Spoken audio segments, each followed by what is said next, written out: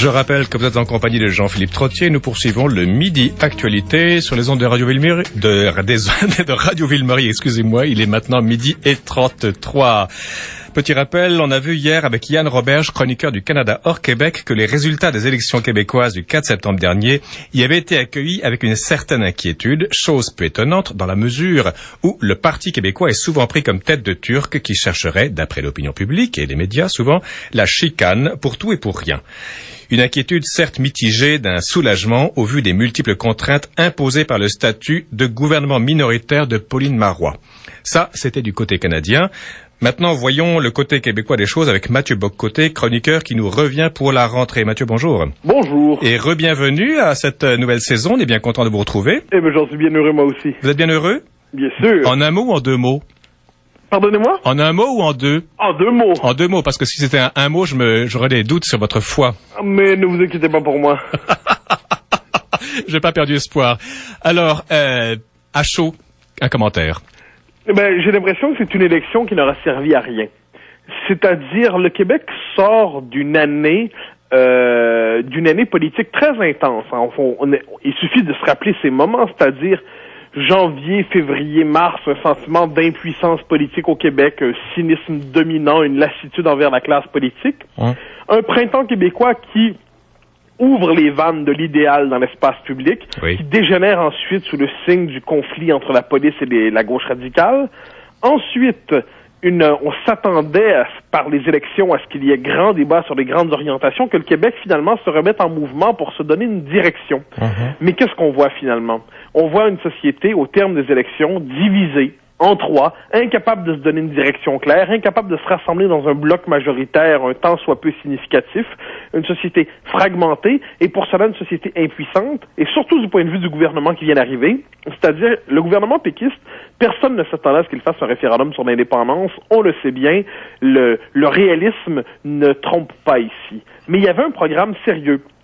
Identité nationale, cégep français, nouvelle loi 101, citoyenneté québécoise, oui. Citoyenneté québécoise. Or, l'ensemble de ces mesures sont impraticables et inapplicables en cas de situation de gouvernement minoritaire.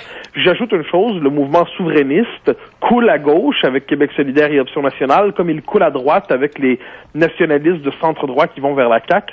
On est dans une situation de blocage collectif. Pourtant, Mathieu Bock-Côté, ce qui m'étonne, c'est que je comprends très bien ce que vous disiez ça aujourd'hui, mais le 30 août, dans le Journal de Montréal, vous disiez une chose, et je vous cite, « Une page d'histoire s'écrira, nous ne changerons pas seulement de gouvernement, nous changerons probablement d'époque, notre histoire comme peuple bifurquera. » Et le 1er septembre, vous dites aussi, cette élection pourrait être historique. Depuis 10 ans, la politique québécoise était au bord du tremblement de terre, disais-je bien. Il pourrait bien avoir lieu le 4 septembre, et voilà. Vous remarquerez l'usage du conditionnel dans les deux cas. Oui, c'est ce qui vous sauve du reste.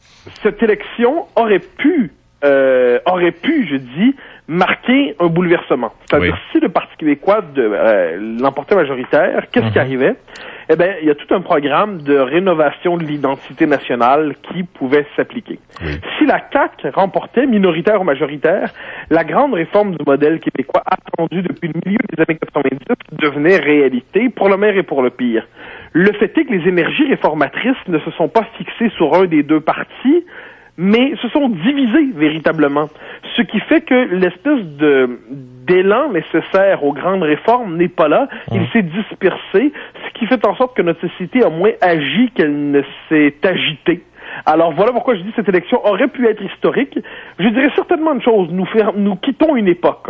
Nous quittons l'époque de la politique référendaire, nous quittons l'époque d'un Québec divisé entre le camp du oui et le camp du non. Nous quittons une époque qui est celle de la Révolution tranquille. Mais nous ne savons toujours pas dans quelle nouvelle époque nous entrerons. Est-ce qu'on peut mettre en cause le leadership de Marois, Pauline Marois? Il y a beaucoup de gens qui ne l'aiment pas, pourtant elle a quand même été élue.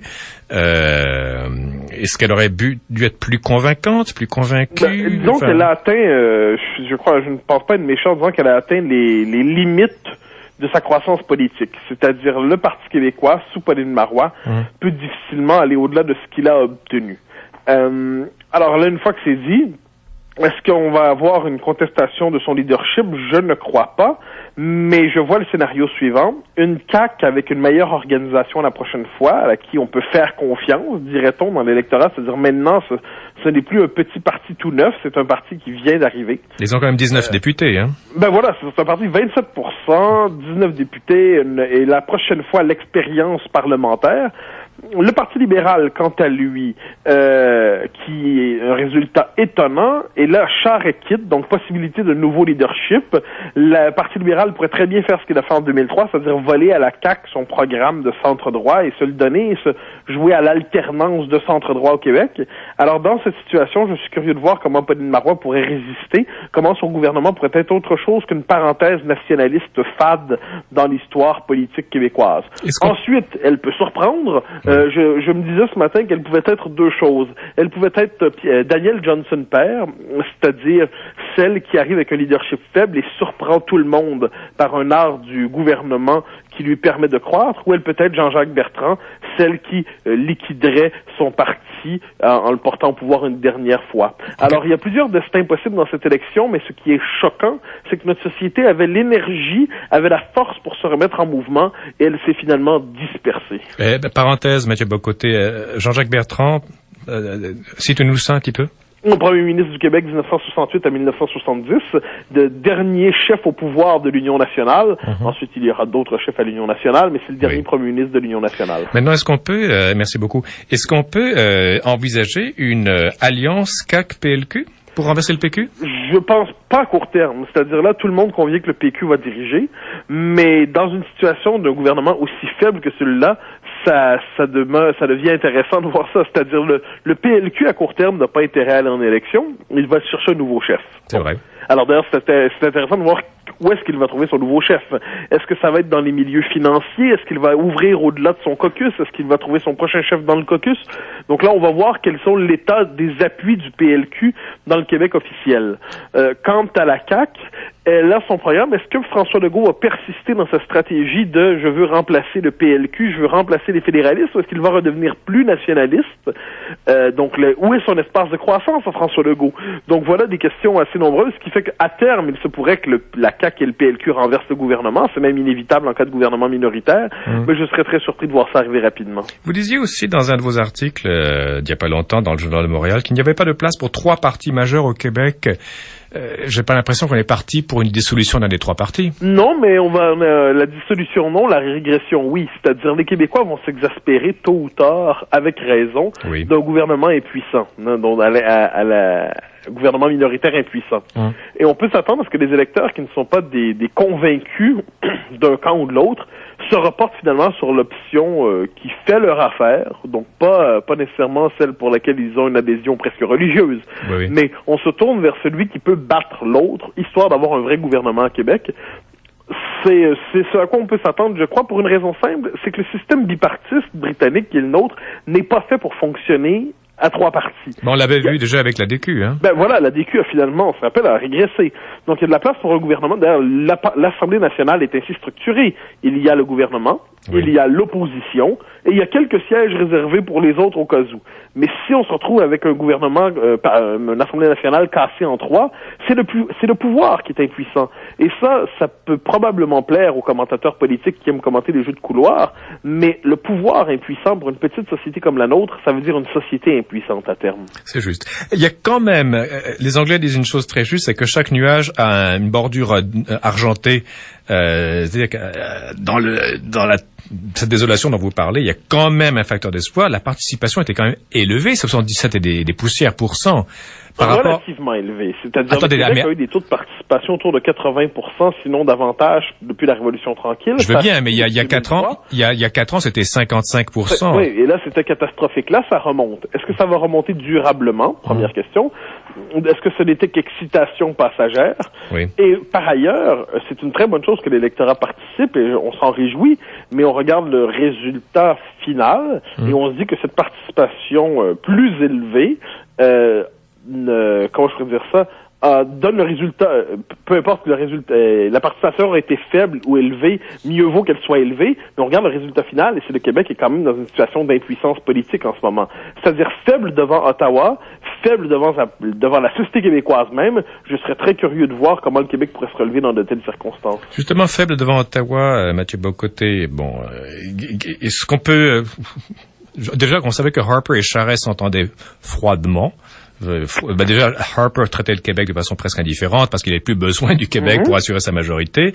Est-ce que Pauline Marois et Stephen Harper feront un couple idéal? Non, en fait, ça c'est particulier. Pauline Marois, avec un gouvernement majoritaire, pouvait demander à Stephen Harper des choses, c'est-à-dire des pouvoirs en culture, en langue, en identité, les pouvoirs les plus fondamentaux pour le Québec. En ce moment, que peut-elle demander sérieusement? D'autant plus qu'elle ne sera pas soutenue par son Assemblée nationale, à moins que la CAQ, comme je dis, fasse un virage nationaliste inattendu. Donc, on est dans une situation assez particulière où, par rapport à Ottawa, nous avons un gouvernement d'une faiblesse extrême.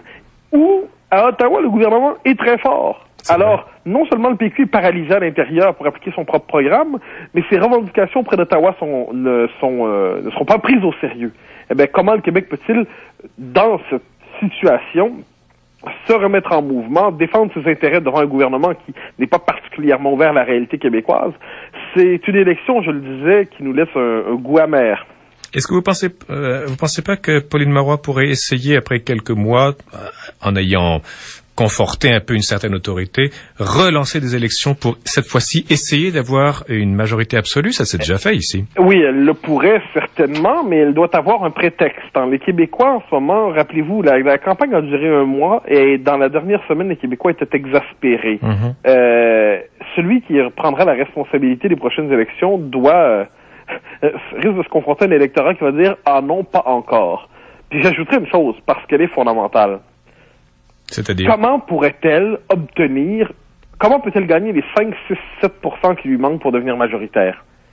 Si elle ne sait pas comment les obtenir, je serais surpris de la voir aller en élection. C'est-à-dire que Québec solidaire, avec Françoise David de l'Assemblée nationale, est en bonne position pour croître à Montréal. De la même manière, Jean-Martin Haussan, la prochaine fois, même s'il n'a pas passé à l'Assemblée nationale, risque de voir ses appuis augmenter, à tout le moins, il risque de passer dans son comté. Quand on pense ensuite à la CAQ, qui pourrait croître si François Legault ne fait plus l'erreur d'un alignement fédéraliste, eh bien, on se dit, comment Pauline Marois peut-elle risquer d'aller en élection? Elle risque de perdre des petits sièges qui lui donnent son gouvernement. Est-ce qu'on peut, revenons à Pauline Marois, donc encore une fois, est-ce qu'on peut faire un parallèle entre le gouvernement qui se dessine et avec les gouvernements Harper minoritaires de 2006 à 2011? Oui, on se le demandait. Il faut dire une chose, le gouvernement Harper pouvait miser sur une opposition non seulement divisée, mais contradictoire. Justement, oui. L'opposition ne voulait pas s'unir dans de telles circonstances. En ce moment, ce qui sépare le PLQ de la CAQ, c'est plus une question de degré, peut-on dire, dans le programme, une question substantielle. C'est pas les mêmes électorats, c'est pas les mêmes élites qui se rejoignent là-dedans, mais il n'est pas impensable de voir une espèce de rapprochement pratique entre les deux partis. Par ailleurs, Stephen Harper est un redoutable stratège politique qui n'hésitait pas à jouer gros, à risquer gros pour obtenir beaucoup. Madame Marois a plutôt un art politique du compromis, de la conciliation. Est-ce que ça va bien la servir dans les circonstances? Nous ne sommes pas devant le même casting politique. C'est peut-être le moment aussi d'évoquer le mode du scrutin. Il y a quand même quelque chose d'assez choquant. On voit que les troupes de Legault représentaient 29% de l'électorat et n'ont que 15% des sièges. C'est presque du double au simple. Est-ce qu'il serait pas temps, de plus en plus de gens se posent la question, est-ce qu'il faudrait pas changer le mode de scrutin, de faire un truc direct? Non, j'y ai toujours été opposé pour une raison simple. Notre mode de scrutin a traversé l'histoire. Il peut accueillir des périodes de turbulence comme en ce moment. Ensuite, il force au réalignement. Il force au bipartisme, ce qui est une bonne chose. Parce que le mode de scrutin proportionnel favorise l'éclatement de la représentation, la multiplication des partis à idées fixes. Oui. Le mode de scrutin proportionnel fragmente une représentation nationale qui doit plutôt chercher à s'unir dans de grandes coalitions sous la logique du compromis. Donc, me semble-t-il qu'une réforme du mode de scrutin ne ferait qu'aggraver les problèmes du Québec actuel plutôt que les soulager. Vous pensez vraiment, hein? Ah oui, ça, je le crois. Je crois que le mode de scrutin britannique appartient à notre histoire politique intimement. Et je vois bien mal pourquoi on le changerait, même s'il peut, à l'occasion, sembler injuste pour quelques-uns. Maintenant, Mathieu Bock-Côté, faisons un peu de philosophie ou prenons un peu de hauteur par rapport à ce qui s'est passé il y a 2 jours. Bon, vous n'êtes pas très heureux des résultats, même pour le dire gentiment. Est-ce qu'on peut imaginer que la situation pourrira, qu'il y aura une exaspération généralisée? Bon, l'immobilisme au gouvernement ici, l'indifférence encore plus marquée de Harper. Je pense pas que ça va redescendre dans la rue demain matin, mais c'est tout à fait possible que la population s'exaspère de cette impuissance et, comme je le disais, décide de se ranger dans une coalition majoritaire. Parce que contrairement à ce que croient certains radicaux, le peuple aime être bien gouverné, et être bien gouverné, ça implique d'être gouverné. C'est-à-dire qu'il faut que le pouvoir soit reconnaissable, capable et flexible, bien sûr. Il doit entendre les revendications de la population, mais il doit être capable de laisser son empreinte. Or, un gouvernement faible, là-dessus, exaspère la population. Et ne croyons jamais qu'il y a un respect spontané de la population pour le gouvernement faible, c'est plutôt un gouvernement dont on se moque. Ça me rappelle un peu les mots d'Éric Zemmour dans un livre qui s'appelait Le Premier Sexe, une fois. Il disait que le mot gouvernement a été remplacé par le mot régence ou gouvernance. On s'enligne vers ça, évidemment. C'est que je vois mal quel projet d'envergure peut être amené dans les circonstances actuelles. Alors, c'est comme, d'une certaine manière, nous n'avons pas eu l'ivresse, mais nous avons la gueule de bois. C'est le pire des deux mondes. Au contraire, on a économisé sur le prix de l'alcool, non? Ah oui, ça on peut dire. Il y a quand même... C'est-à-dire, l'ivresse, on l'a eu à ce moment, mais pendant la campagne électorale, eh bien, personne n'était heureux le soir des élections, et le lendemain matin, tout le monde, sauf les libéraux, constatait que ça allait mal. Il y a des gens qui sont quand même heureux là-dedans, c'est les étudiants, non? Je pensais qu'ils semblaient exulter. Oui, ils viennent d'avoir la satisfaction à leur demande sur la question des frais de scolarité, et on peut se demander si c'est un geste intelligent de la part du Parti québécois que la première chose qu'il fait en arrivant au pouvoir, c'est comme s'il prenait la commande de la feuille qu'il l'applique. Le Parti québécois va devoir se rappeler que s'il a des alliés, il ne doit pas leur être soumis. En fait, Mathieu Bocoté, vous me manifestez votre mécontentement, mais j'ai l'impression que les gens, au Canada anglais, on a dit ouf, mais attendons ce qui se passe. Bon, c'est pas étonnant de la part des opinions publiques là-bas. Ici, les Anglos ont l'air, eux-mêmes ils ont dit ouf, sans plus. On dit que tout le monde est dans un genre de ouf.